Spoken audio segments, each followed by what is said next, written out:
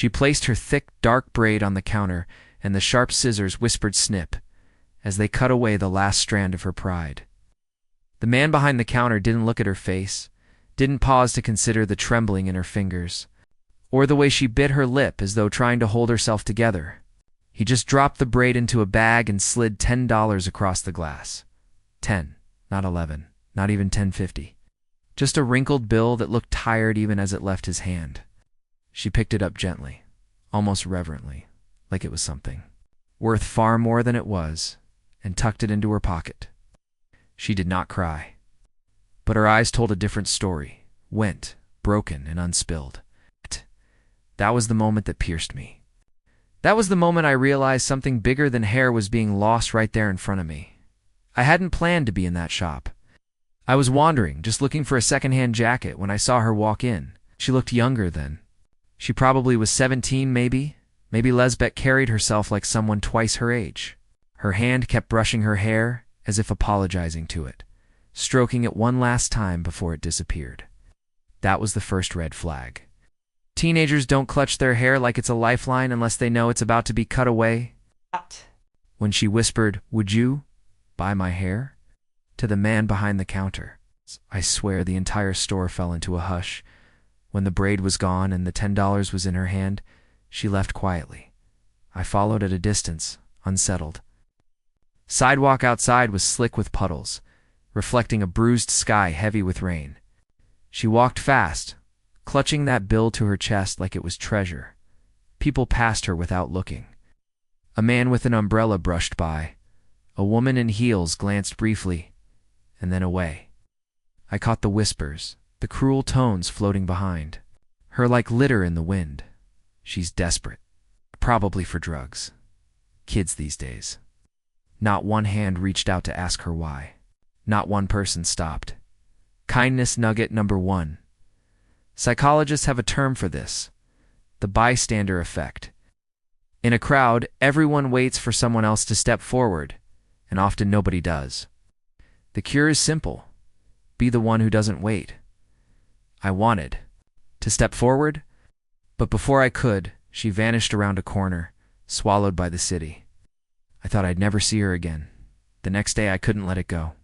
I asked around, and it didn't take long before people whispered a name: Leela. She lived in a crumbling apartment at the edge of town, with peeling paint and a stairwell that smelled of damp and dust. Her mother was sick. Was hungry. The $10 wasn't for vanity, wasn't for her, it was for bread, soup, and medicine. And that braid she gave up wasn't just hair. It was the only thing she'd ever loved about herself. I later learned she once wrote in her diary, "If I lose my hair, I lose the last thing that's mine." But she cut it anyway. A promise she made to herself, forgotten and sacrificed for family. The cruelty of the world did not stop there. In school, the other girls mocked her. They laughed and whispered, called her baldy, wigless, shouted cruel things in the hallway. She walked with her hood pulled tight around her head, chin buried in her chest, dignity unraveling like an old sweater. Survival wasn't just about food anymore. It was about her dignity, her spirit, her will to keep walking. And late at night, in that echoing stairwell, you could hear her mother coughing through the walls. You could hear the sigh in her voice as she tucked her brother into bed with a smile that didn't reach her eyes. Kindness.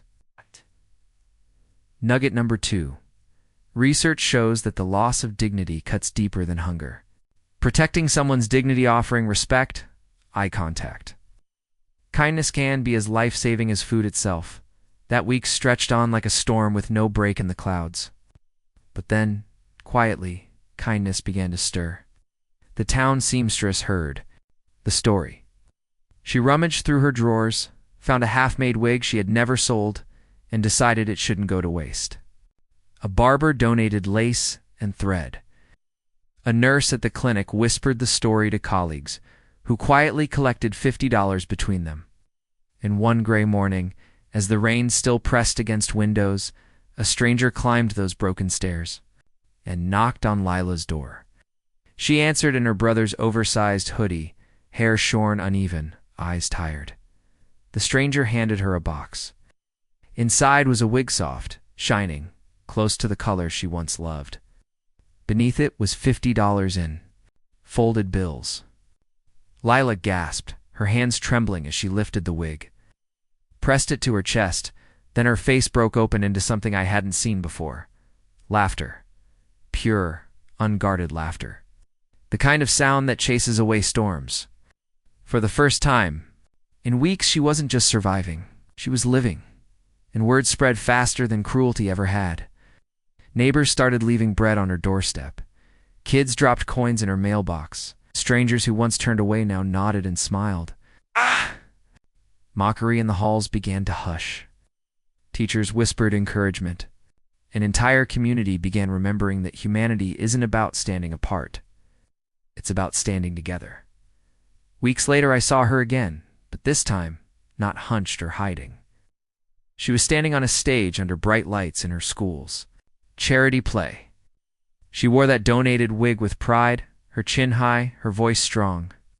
The audience fell silent as she spoke her lines, not because she was perfect, but because she was undeniable. When the play ended, they stood and clapped, not just for the performance, but for the courage, the proof of resilience. The living reminder of what compassion can grow. Kindness nugget number 3, gratitude builds resilience. Studies show that when people learn to give thanks, even in pain, they recover faster and grow stronger. Gratitude is a shield, a quiet armor against despair. That night, a girl who once sold her hair for $10 gave the world something priceless. The wig would grow old, the $50 would be spent, but the kindness would remain, echoing. Long after, neighbors who once looked past her now smiled when she passed. Some still slipped little gifts into her mailbox. The lesson was carved deep into me. Survival may take sacrifice, but dignity takes all of us. And then, months later, came the final twist. Lila found an envelope slipped under her door.